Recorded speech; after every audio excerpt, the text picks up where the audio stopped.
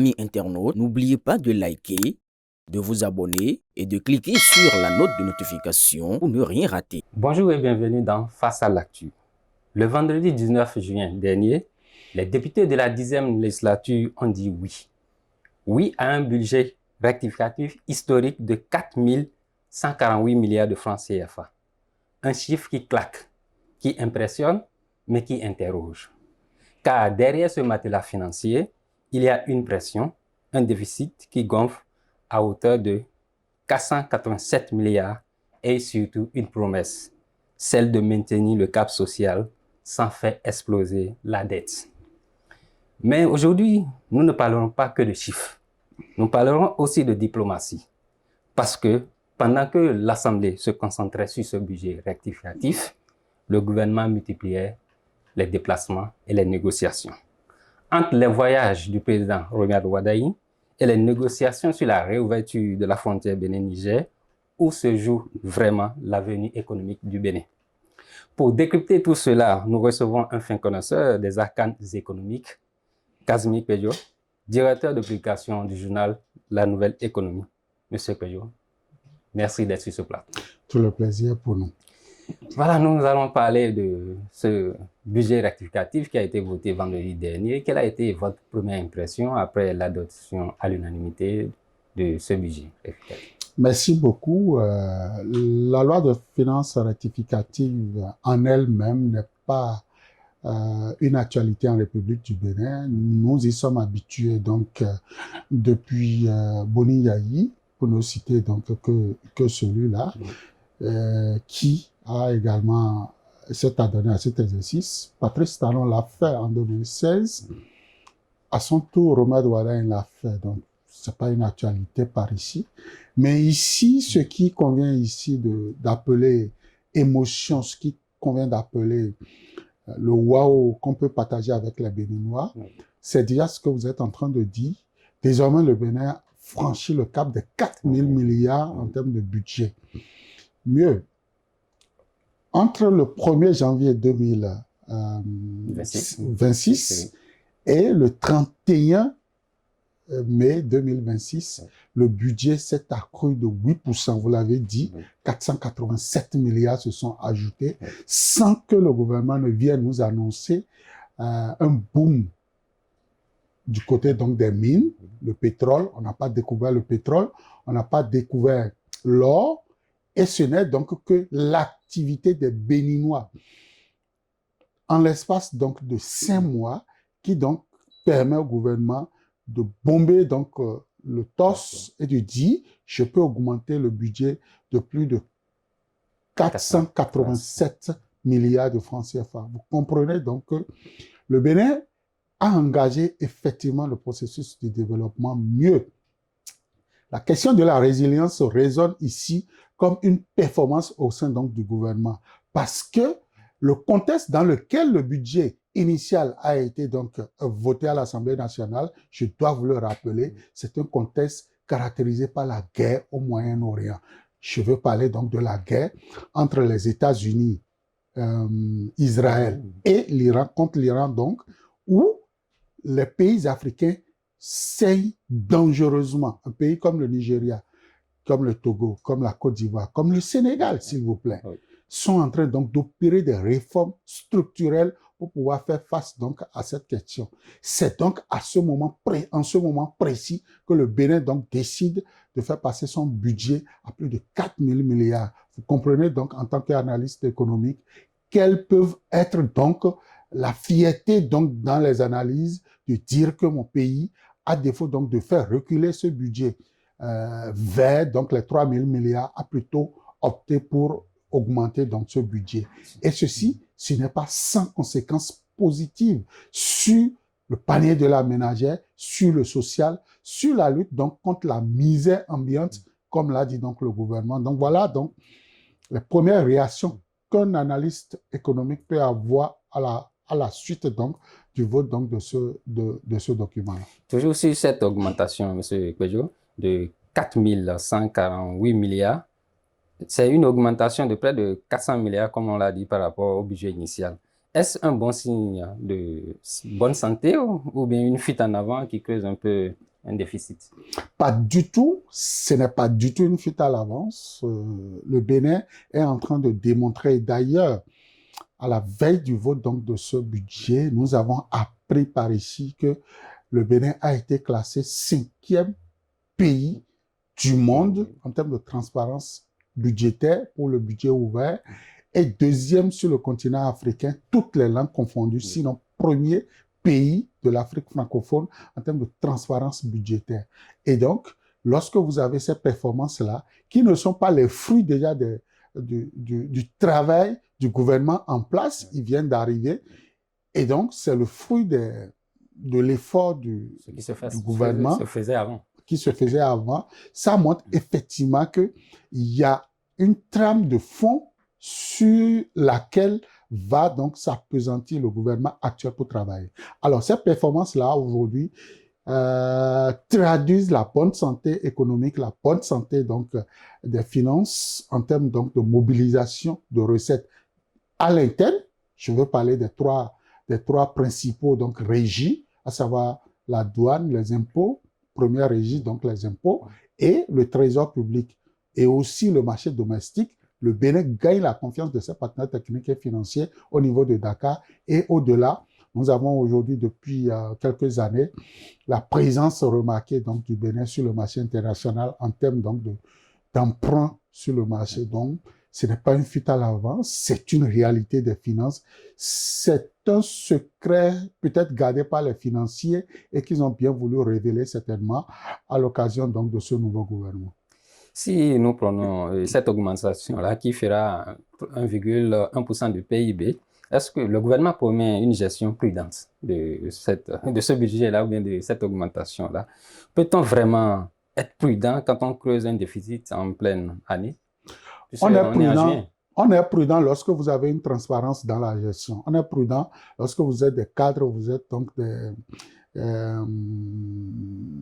des techniciens de finances qui travaillaient donc sur les finances depuis les 15 dernières années. Vous savez, l'avantage que le ministre Romuald Ouaddaï avait en tant que ministre et président de la République aujourd'hui, c'est que c'est les mêmes cadres qui ont travaillé sous Boni Yayi, qui ont donc donné au Bénin, qui ont lancé le processus donc de l'ascension des finances publiques, le développement du pays. C'est ces mêmes cadres, pour la plupart, qui sont restés et qui connaissent bien donc les finances. Donc, la prudence ici aurait voulu certainement que les dépenses de personnel, les dépenses au niveau donc de l'État soient donc diminuées au profit donc des investissements. Et c'est ce que nous sommes en train donc de remarquer.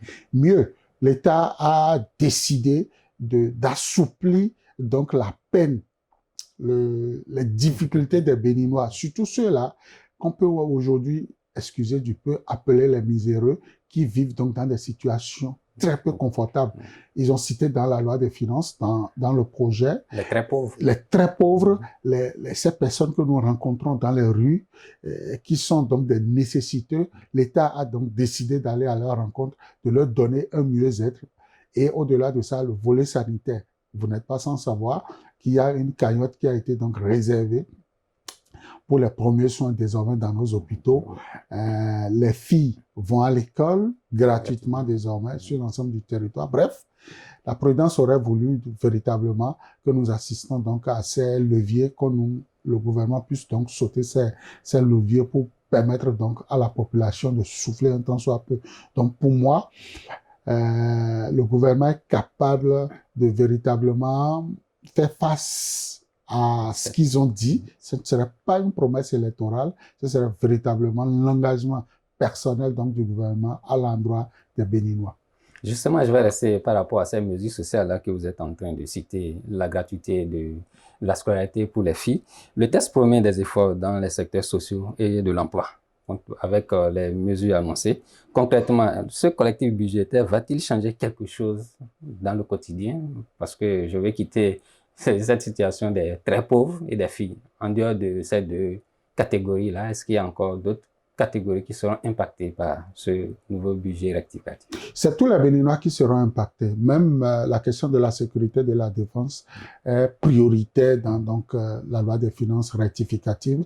Et figurez-vous que la loi des finances rectificative ne serait que la gouttelette d'eau dans l'océan. Sinon que nous avons déjà cette loi des finances bien rédigée qui nous attendent pour donc les 7 prochaines années, avec des possibilités donc d'aller de 4 000 peut-être à 5 000, voire qui sait, voire la lisière donc de 10 000 milliards. C'est possible. Et déjà, vous avez vu, le produit intérieur brut a été donc actualisé, porté donc à 14 milliards de francs CFA. C'est la preuve que véritablement, l'avenir nous donnera raison. Donc, vous demandiez s'il y a d'autres couches. Oui, il y a d'autres couches. En dehors donc des plus démunis, en dehors donc des miséreux en République du Bénin, il y a aussi la population. Il y a les plus aisés qui aussi ont droit à de l'aisance. Le gouvernement a promis continuer donc dans ces programmes donc d'accès à l'eau potable pour tous. Ça, ce n'est pas que les miséreux qui utilisent l'eau. Le gouvernement a promis aussi continuer donc les infrastructures, c'est-à-dire les routes, nos routes seront asphaltées et ce n'est pas que des miséreux qui circulent dessus. Je l'ai dit tantôt, la question de la sécurité reste et demeure une préoccupation majeure au sein du gouvernement et donc le gouvernement a promis acheter donc du matériel pour la police et certainement l'armée aussi pour pouvoir donc faire face à la question de la sécurité à nos frontières mais aussi à l'interne. Donc c'est tous les Béninois qui pourront donc le faire. Au-delà de ça, il y a les petites et moyennes entreprises et les petites et moyennes industries. Que dis-je? Les mésos entreprises aujourd'hui sont intégrées dans le budget et il y a une politique qui est donc définie pour permettre donc aux petites et moyennes entreprises, surtout ceux qui sont dans le domaine agroalimentaire, dans l'agrobusiness ou l'agrotech, ceux-là sont priorisés en ce qui concerne donc la production de masse, la production d'échelle pour permettre donc déjà la sécurité alimentaire en République du Bénin. Mais pourquoi pas apporter de la plus-value à ce que nous aurions produit dans nos champs pour pouvoir donc les exporter et donner plus de la valeur ajoutée donc à notre économie. Donc, le budget rectificatif, ce n'est que l'aspect qui intéresse donc le social que le gouvernement a mis donc sur la table. Dans le document, il y a d'autres aspects dont je viens donc de parler, qui concernent donc tous les Béninois, qui concernent que ce soit les pensionnaires, que ce soit les femmes, les hommes, que ce soit les enfants, que ce soit l'employabilité donc des Béninois, créer de la richesse en République du Bénin à travers donc les investissements. Tout ça est contenu dans la loi des finances. Et mieux, le gouvernement est en train déjà donc de rédiger le budget pluriannuel qui pourra donc mieux définir ces paramètres-là.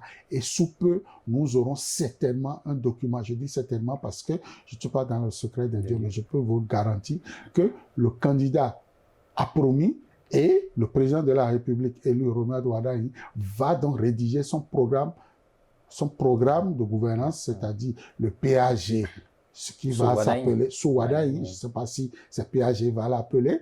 Donc, ce document-là sera disponible, qui pourra donc nous dire sur les 10 prochaines années ce à quoi va ressembler donc la gouvernance sociopolitique, mais surtout économique du Bénin. Au-delà de tout ça, nous avons aussi un document qu'on appelle la LAFIA 2060, qui est déjà élaboré, qui donc définit le cadre du développement au niveau de la République du Bénin. Donc tout ça là pourra donc nous renseigner davantage sur ce que doit être la loi des finances, qu'elle soit rectificative ou très prochainement donc la loi des finances normale qui pourra accompagner la gouvernance de Romeo Wardani.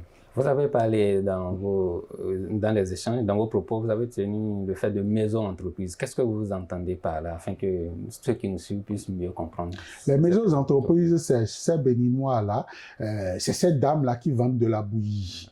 c'est ces Béninois-là qui vendent donc du tale-tale dans les rues, dans les campagnes. C'est cette dame-là qui fait donc de l'huile d'arachide quelque part à Goné, ou bien qui fait donc du beurre de karité.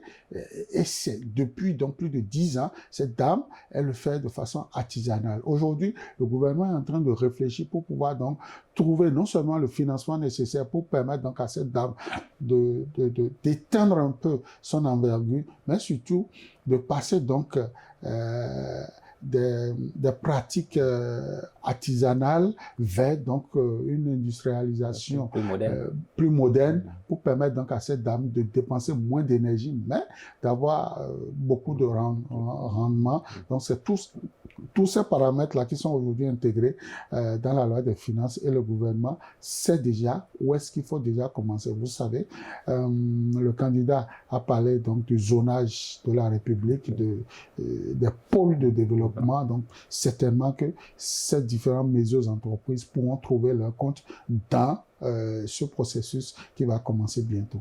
Toujours dans ce budget-là, le candidat, ce n'est plus le candidat, le président Ouaddaï a voulu toucher aussi le secteur agricole à travers des primes par rapport aux producteurs. Comment avez-vous trouvé cette décision-là, ce choix? C'est une discrimination positive accordée donc aux plus laborieux béninois qui vont au champ, qui vont produire donc de la richesse, qui vont produire donc les matières premières. Capables d'aller au niveau des industries, mais surtout les matières premières qui puissent nous garantir la sécurité alimentaire. Vous savez, lorsque vous n'arrivez pas vous-même à vous nourrir déjà de votre propre force, il est un peu difficile pour vous de parler de l'industrie et de parler du développement.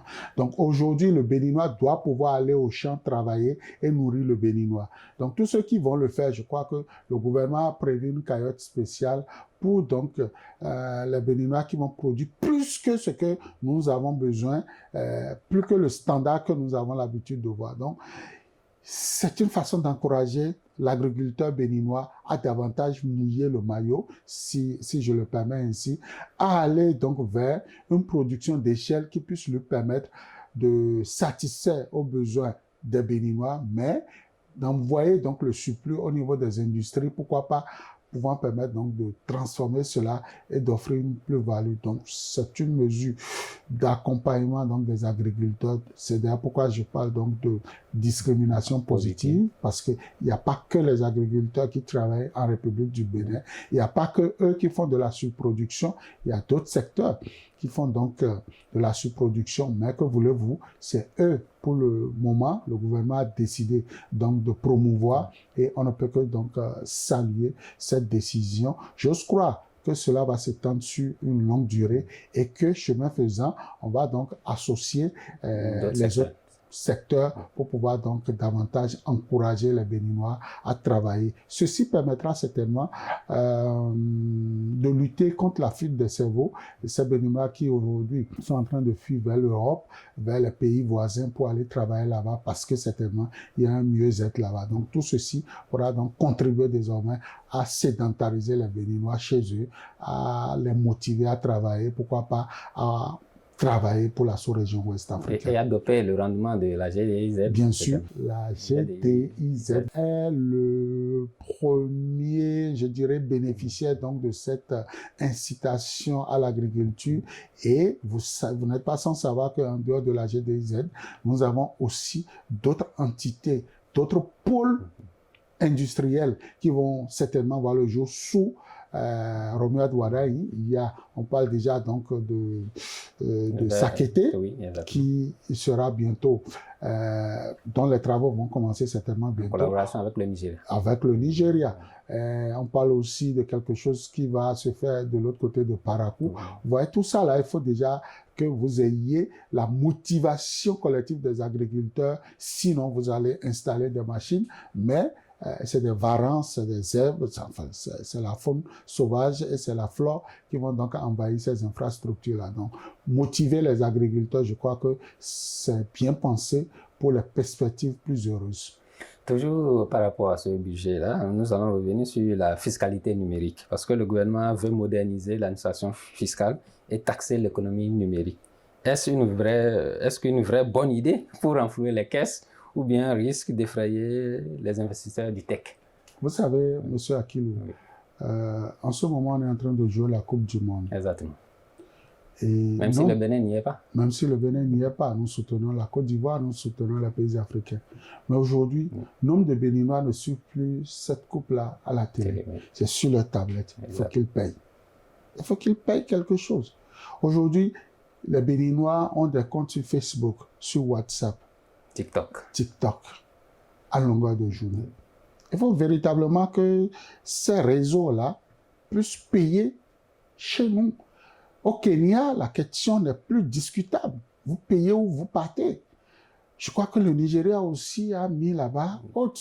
Donc aujourd'hui, ces réseaux-là doivent pouvoir payer quelque chose au cordon, soit à la douane ou bien, je ne sais pas quelle fiscalité on va trouver, mais toujours est-il qu'il faut trouver le mécanisme par lequel il faut faire payer donc ces multinationales qui ont donc inventé ces réseaux sociaux dont nous ne sommes pas jaloux. Nous ne sommes pas du tout jaloux. Mais nous disons, si ils arrivent donc à trouver des clients chez nous, ils doivent pouvoir payer, forcément. Même s'ils sont à Paris, s'ils sont aux États-Unis, s'ils sont en Chine, et où, je ne sais pas trop, ils doivent pouvoir donc honorer leurs engagements en République du Bénin. Donc je crois que cette politique-là, elle est la bienvenue, contenue déjà dans la loi des finances. On doit aussi tout faire pour que véritablement on puisse donc trouver un mécanisme par lequel il faut faire voter une loi carrément en dehors donc de la loi des finances pour donc exiger déjà donc de ces multinationales, je veux parler de ces réseaux, de ces réseaux sociaux que je viens de citer, leur trouver un cadre légal en République du Bénin pour qu'ils viennent signer le cahier de charges pour donc non seulement leur faire payer la fiscalité, mais leur faire respecter aussi l'intimité donc des Béninois. Parce que nous voyons aujourd'hui, c'est de n'importe quoi qu'on voit sur ces réseaux sociaux-là. Donc il va falloir redéfinir le cadre pour permettre donc à ces messieurs de venir signer le cahier de charges comme le leur a imposé les États-Unis, comme le leur a imposé la France, comme le leur a imposé la Chine. Le Bénin n'est pas la cour du roi Péto où n'importe qui vient, il s'y plaît, il fait ce qu'il veut et il s'en sort avec des milliards au détriment donc de la santé, de l'éducation donc de la population. Donc il va falloir aller au-delà donc de cette fiscalité-là et asseoir un cadre légal où nous allons imposer à ces multinationales nos règles ici et ils doivent les respecter. Donc je crois que c'est déjà un bon début de pouvoir mettre une fiscalité, de pouvoir donc imposer l'existence donc de ces taxes à ces donc multinationales là, pour permettre à l'État déjà de commencer par gagner quelque chose. Et au-delà, c'est tellement que ce que je suis en train de dire de l'autre côté, les députés vont donc étudier la question et voir la faisabilité ou pourquoi pas à travers donc un projet donc de loi, le gouvernement va donc introduire à l'Assemblée nationale des dispositions pouvant permettre de faire prendre donc des responsabilités à ces multinationales. Dans mon introduction, je disais qu'on n'allait pas parler que de chiffres. Donc nous allons aborder le côté diplomatie, parce que depuis que le président Wadagne a été installé le 24 mai dernier, il a commencé par effectuer des voyages au niveau de la sous-région, en commençant par le Nigeria, le Niger, le Burkina et autres, j'en passe. Ces voyages sont-ils de simples vitrines diplomatiques ou bien rapportent-ils concrètement de devises et d'investissements pour le Bénin?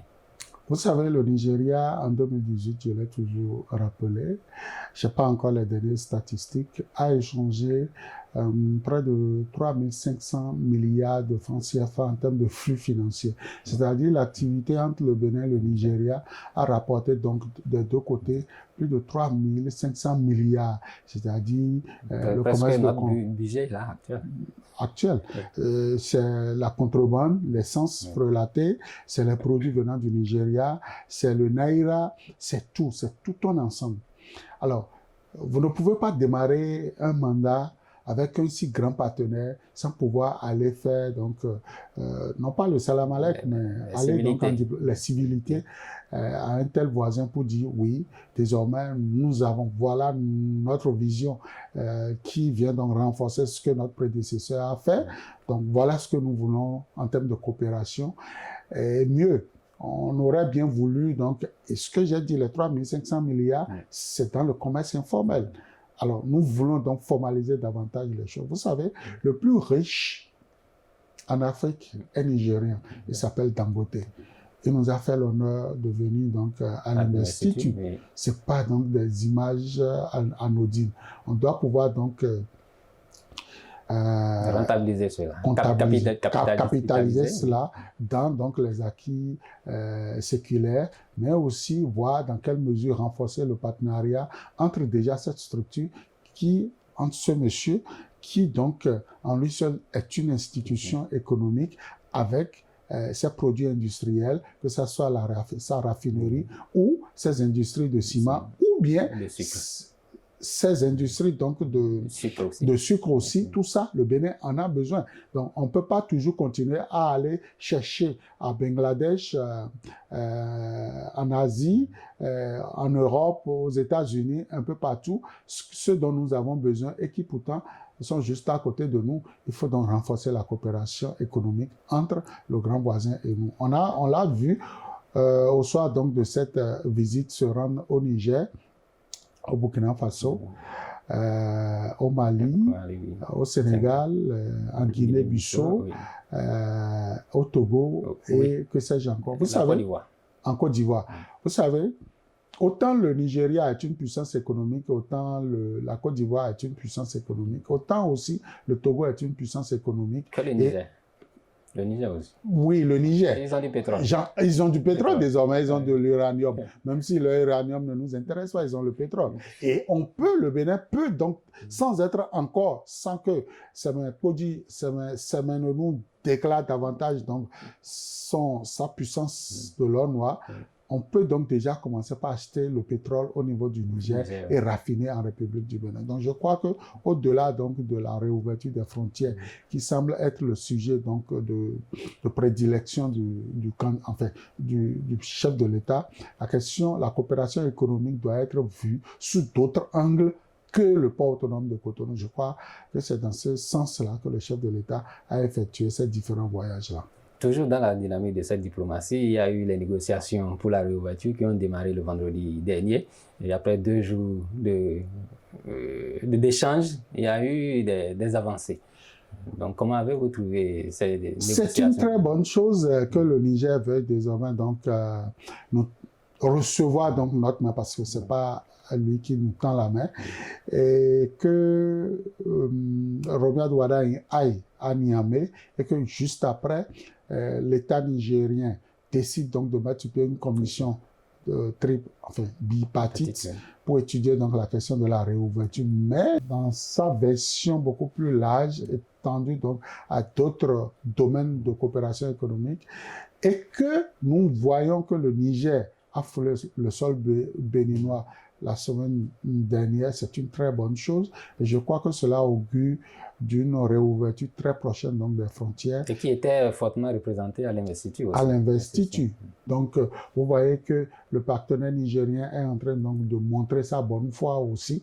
Et je crois que cela va permettre aux deux pays d'asseoir donc une bonne coopération économique. Au-delà de ça, c'est aussi la question de la défense et de la sécurité, parce que vous n'êtes pas sans savoir que nous partageons donc les frontières, mais nous partageons aussi cette hantise de menace terroriste, et il va falloir conjuguer les efforts, mutualiser donc les puissances pour pouvoir donc faire face à cet ennemi ruineuse qui est en train donc de décimer nos populations, décimer notre économie. Je crois les échanges ont été beaucoup plus dans ce sens-là. En tout cas, nous allons rester les bras croisés pour voir jusqu'où donc le Niger et le Bénin vont donc raffermir donc leurs relations pour offrir un mieux-être aux deux pays.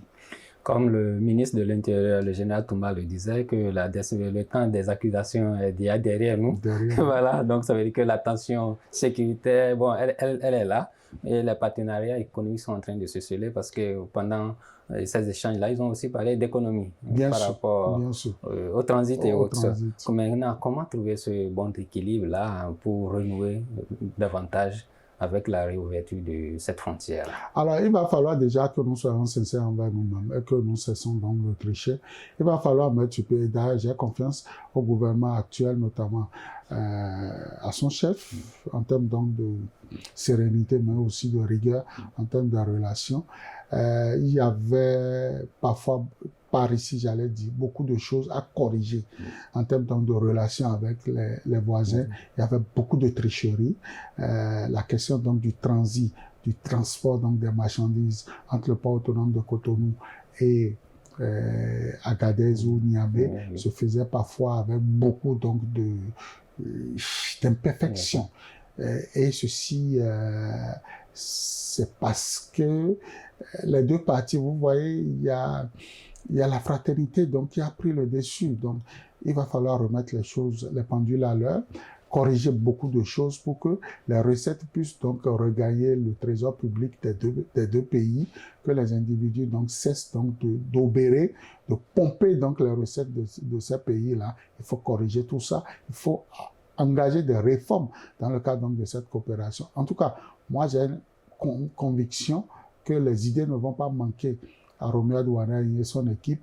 Reste à savoir si nos partenaires vont aimer donc ce que va leur proposer. Au-delà de ça, je l'ai dit, les robinets doivent s'ouvrir au niveau donc du Niger pour permettre donc aux pipeline de fonctionner au bon régime, j'allais dire.